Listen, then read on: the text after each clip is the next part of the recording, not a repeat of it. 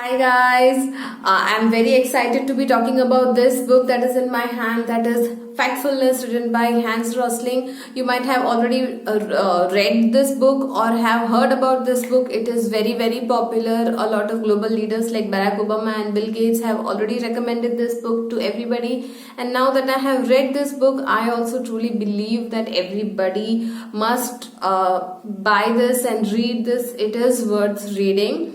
In fact, Bill Gates and Melinda Gates, who are also very good friends to the author Hans Rosling, has used a lot of information from this book to do humanitarian works through their foundation, that is the Gates Foundation. So you can imagine the reach and range of the book. So let's quickly get into business. Hi, I am Priya. Welcome to my channel Oh Priya, and if you like my videos and content, please do consider hitting the like button and subscribe to my channel. It will mean a lot to me. Come join me on this journey. Together we can learn, get smarter and grow in life. So in this video I will be talking about mainly 4 things: about the author who has written this book, what this book is about, who all can read it, and what I like the most about this book. So let's quickly begin. The author of the book is Hans Rosling.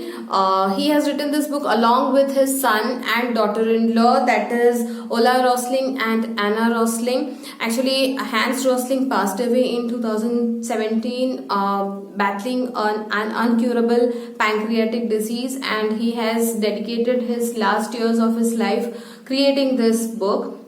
He was a medical doctor and also a professor and an advisor to the World Health Organization and UNICEF.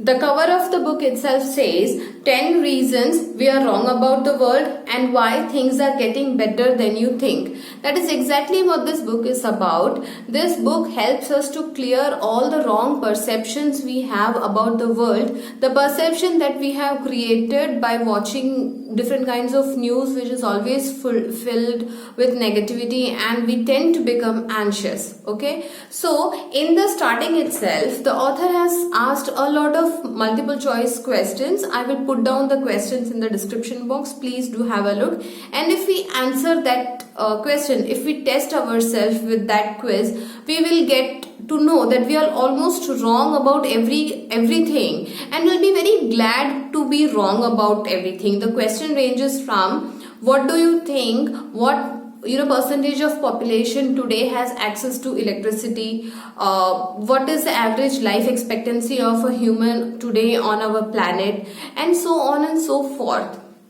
And when we take that quiz, we will know that we are so much wrong. Okay, and each chapter gradually enlightens us. It helps us clear the misconception, and also at the end of the chapter, the author is actually giving dedicated a page where he tells us, or he explained to us, that how we can practice factfulness in everyday life. Whenever we are watching a news, we can get to know that what is facts and what are opinions. We will be able to clearly differentiate between the trends and the actual news.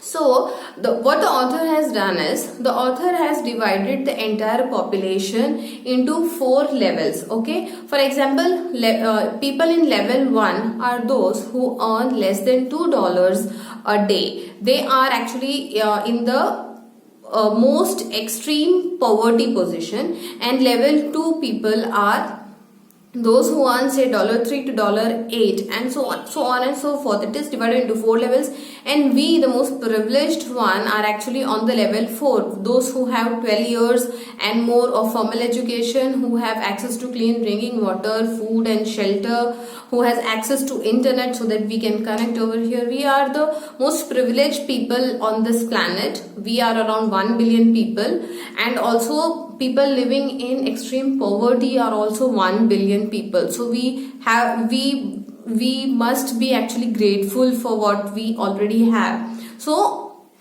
all the chapters helps us to clear a lot of instincts that as I said. For example, the first chapter itself is about gap instinct. The chapter actually tells us that we have a misconception or our instinct that the gap between the developed country and the developing country is huge, but in reality it is not very huge. In fact, the difference or the gap is actually blurring, and there is no distinct developed country category and non-developed or underdeveloped or developing country category for that matter. That the division isn't there anymore, and all the information that the author is giving out here is supported by facts and figures that he has collected from reliable sources such as UNICEF and WHO, since he is being associated with these organizations. There are also amazing things that I learned. For example, the fear instinct. We have this tendency to get scared of things that is, we have vivid images of. For example, the author has given a very logical analogy between people who die out because of terrorist attack is far less than people who die of some chronic disease. For example, people who die of terrorism is only 1% when compared to people who die of diarrhea or children who die of malnutrition, but still we are more scared of terrorist activities because the news actually gives a lot of hype to it. Obviously it is sad and frightening, but at the same time it's very misleading to believe that the world is getting very unsafe compared to our forefathers who lived in the jungles. So each chapter will help us, it will amaze us, it will help us clear all the misunderstandings. And what I like the most about this book is actually the author is not portraying himself as he knows everything and how everybody else is so wrong about the world and how I am so right about the world. No, he is not at all condescending. In fact, he also shares a lot of beautiful experiences he had in his life and also grave mistakes that he has done throughout his profession and how he has learned from his mistakes. So yeah, I will definitely ask everybody to read this.